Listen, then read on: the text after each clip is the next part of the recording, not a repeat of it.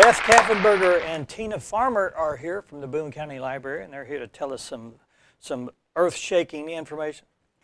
Yes, always. Earth-shaking. Well, it is for you, I'm sure. A lot of things, every program that comes up new for you guys are just like, oh, good, good, good, right?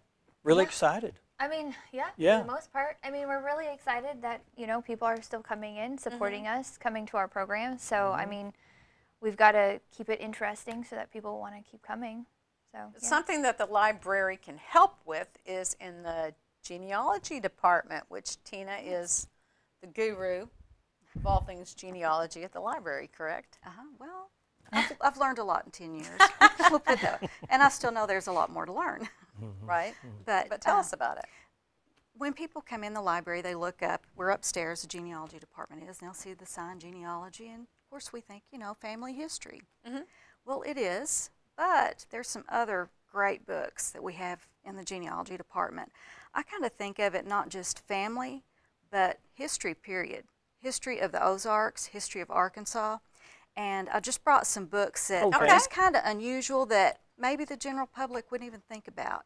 But if they have a love for history and they want to know about anywhere in the state or here in our area, I just kind of brought some things I just kind of thought were kind of neat. Of course, working in a library, I love books. Sure. But one of the first ones is, this is the Methodist Cookbook from here in Harrison, 1939. Wow. Oh, goodness. And it has some of the old business advertisements in there, like Oh, my gosh, yeah. Tim's Service Station and Grocery, Kaufman and Kirby. There's so many. Those are kind of neat. Seeing old businesses that were established. And they also have, here's a recipe, peanut butter cookies, Mrs. J.M. Wagley. Maybe that's someone's grandmother. Maybe not. Maybe you just want a good recipe. Maybe it's something that you don't find on the web. You know, some of these are a little different. And back tuna then pie. they would use lard instead of cooking oil. Yes. Yeah. Yes. Oh, that's why it Can tastes those so be good. checked out? Like for people, or is that a no? Fortunately, Can you take a things in picture there. of it? You can take a picture, Curious. and we do copies too. You can make a copy of something in the genealogy department also. Cool. So this is just interesting things you wouldn't think of. I have like a 1965 the hospital auxiliary here at Boone County Hospital, and then I have a 1979 Harrison Daily Times Cook of the Week cookbook, and there's just some you know those are just interesting. One thing I really enjoyed back when, you know, we were shut down for so long last year, got this. It's a periodical. It's printed by the Arkansas Historical Quarterly, and these are great. They're, of course, periodical every 3 months. This one is spring of 2020, and they had done an article on Johnny Cash. He came and did a concert at Cummins Prison back in April of '69. And before he did that, he had done the Folsom Prison concert. Those that are Johnny Cash fans may remember they did an album, and it was a big thing. Well, later he came to Arkansas, and this is right kind of on the heels of our prison reform.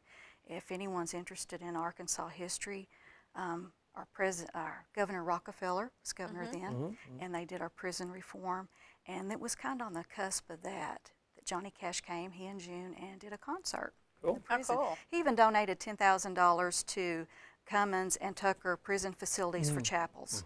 Wow. So, and the whole article is very detailed. I really enjoyed it. So I'll come in and browse. Yes, you never know what's on our shelves. These are just things I just grabbed quickly and thought, well, these are interesting. Just something you don't think of. This book, I love these old photos. Ozark Mountain Folk, these were the last. And some of them I just kind of tagged. Of course, I like all of them. Like I said, my enthusiasm for books, history in the library really comes through. This is the photos of like the Wilderness Library. It was in Newton County. Oh, wow. And Oh, they're on the right. this one here. And this one too. This is the Mount Sherman Post Office. And Ted, I cannot think of his last name. It starts with, he started the Wilderness Library. Oh, Oh, okay. Don't you love that? That is so Him cool. and the goat. I don't Goat know if y'all and- can see. yeah. In the book. Ted Richmond. Yes. Okay. And All right. there's different categories here. This was on the Wilderness Library. I had another one on sorghum making. And these photos are so elegant. They're not photoshopped, you know, digitally mastered.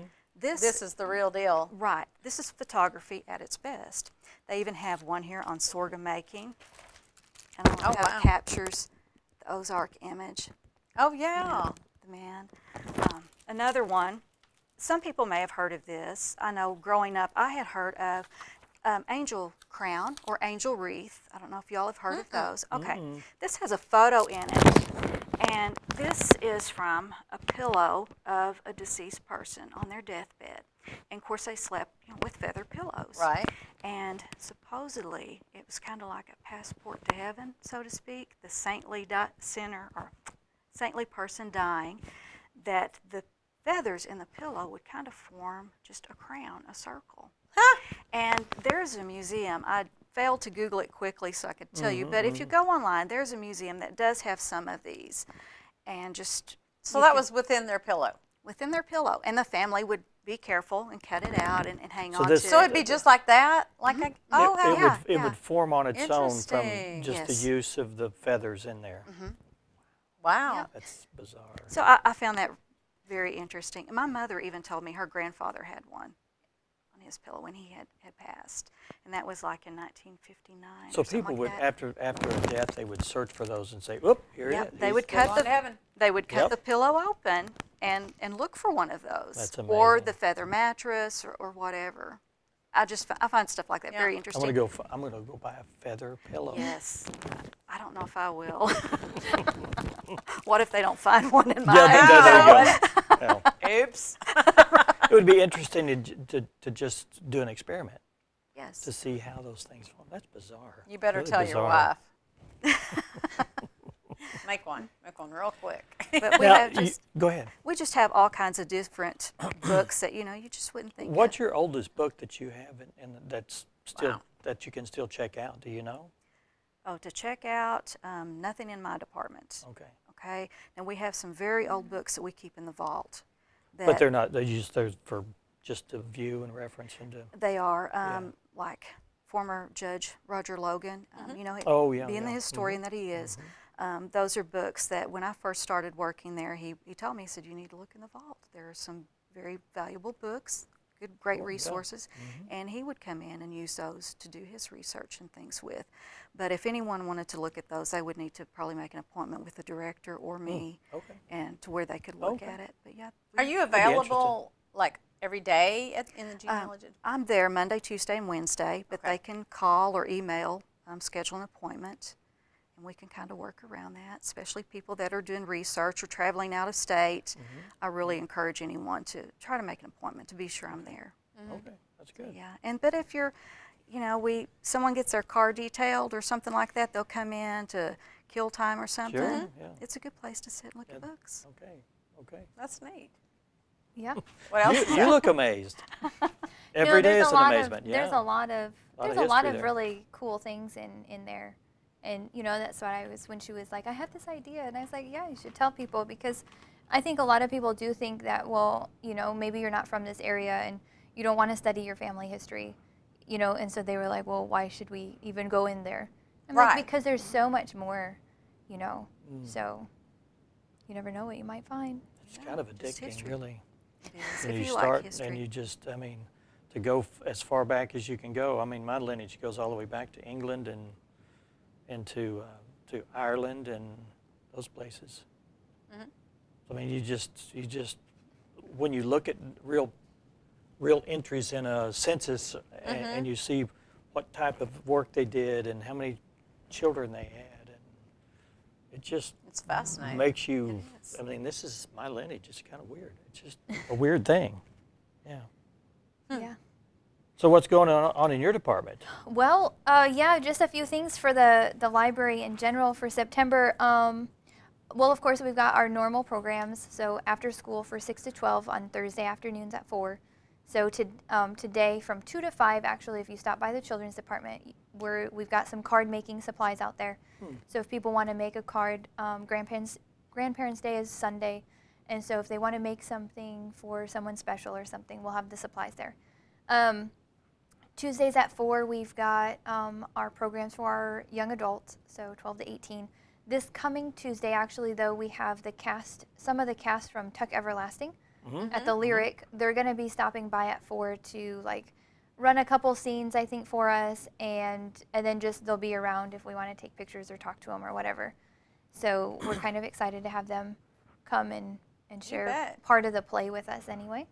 And then story time on Wednesday mornings at 10, and then toddle time Thursday mornings at 10. So, and our numbers have been a little low, so just encourage people to come back. No, the little ones always have a good time. A couple things that they wanted me to highlight is we do have a couple author spotlights coming up this month. September 14th, which is next Tuesday from 11 to 1, just in our main, lobby area. There's going, Phyllis Cron will be there doing a book signing on her book called Deliverance, Setting the Captives Free. I don't really know too much about it, but I think she is a local author. She's local? Okay. And so she just wanted to come in and do a book signing. So if that sounds interesting to people, I encourage them to stop by. And then Saturday, September 18th, at 11 o'clock, we have a youth author spotlight, Gunnar Duck. And so he has written now his 3rd book, I guess, of his Ninja Puppy series. So it's like Ninja Puppy. He's like funny. in elementary school, isn't he? Or, yeah, I think middle he wrote school? his first book when he was like 5 or something like that. So now he's on to his 3rd, and so we're having so he's going to come, and there'll be a big thing at 11. Yeah, we do. Yeah, he would. I know I'm his sure he mom. would I'll enjoy reach it. out to his mom. So there'll be a coloring contest for the young kids, and then donuts are going to be there, first come, first serve. I'll be there. Donuts. So that's 11, at 11 o'clock on September 18th. And then currently we do have a couple book displays for September 11th. So if people want to see what kind of books we have on that, and there we had a bunch of like magazines and newspapers donated to us that are in our display case as well for that. And so they're really cool to look at. I mean, through the glass, but still, it's really interesting to see. It's 20 years now this year. So that's just amazing yeah. that it's 20 years. It's been a long time. So yeah, and then also September is National Library Card Sign-Up Month. So if you haven't gotten a library card, we encourage you to come in and sign up. We're also doing a little bingo, so both for the adults and the children. So once you complete a bingo, if you pick up the sheet, complete the bingo, bring it in, you can enter to win a prize at the end of the month. So there we've got that. And then we will be at the fair. So we're encouraging people to stop by our booth, for fun giveaways and things like that. Just stop by and see us. Do you know when the fair is? Yeah, it's the week of the 19th. Okay. Yep. And then also that week is Constitution Week. And so the Daughters of the American Revolution will be coming in to do a display for us as well. So if you're interested in that history, Constitution, stop by, look at our displays. Are you still doing the telescopes? Yes, we're still checking out telescopes for those who are interested. We still have fishing. I don't know, is fishing season over, maybe? No, the fishing season's never over. Well, true. So you can still borrow fishing rods and things like that. Venus is bright in the sky right now, so people get Has it been for like a couple weeks now? Because I feel like I was looking the one day and I was like, that's awfully bright. And then I was like, oh, it must be a planet. I know where you can get a telescope. Oh, yeah. At the library, right? The library. Yeah, and I think pretty much, that's it. Well, our fall book sale, but that will be the 2nd week of October. Okay. So, yeah. You'll be back before. Oh, yeah. We should be there. We should be back by then. So, yeah, just, if people are wanting to see what all we're doing, specifically all of our program details and stuff, I encourage them to get on our website or our Facebook pages because we always post our events there. Everything current, stop by, see us, visit us. Sign up for the email. Yeah, you can sign up for the email newsletter or give us a call. And don't forget the genealogy department. That's right. Monday, Tuesday, and Wednesday. That's when I'm there. That's when you're there. People can have access to it whether I'm there or not. They just need to sign in at the front desk. They're normally stuck within me helping them, so Well, you might want to come on Monday, Tuesday, or Wednesday. It's true. I can point you in the right direction and say, oh, you need a birth. Okay, these are our books. Oh, a death certificate. Here's some books here. We Thank appreciate you you all being so here. Yeah, much for thanks so much coming. for being here. It's a treat when you guys come. Thank you so much. Thank you.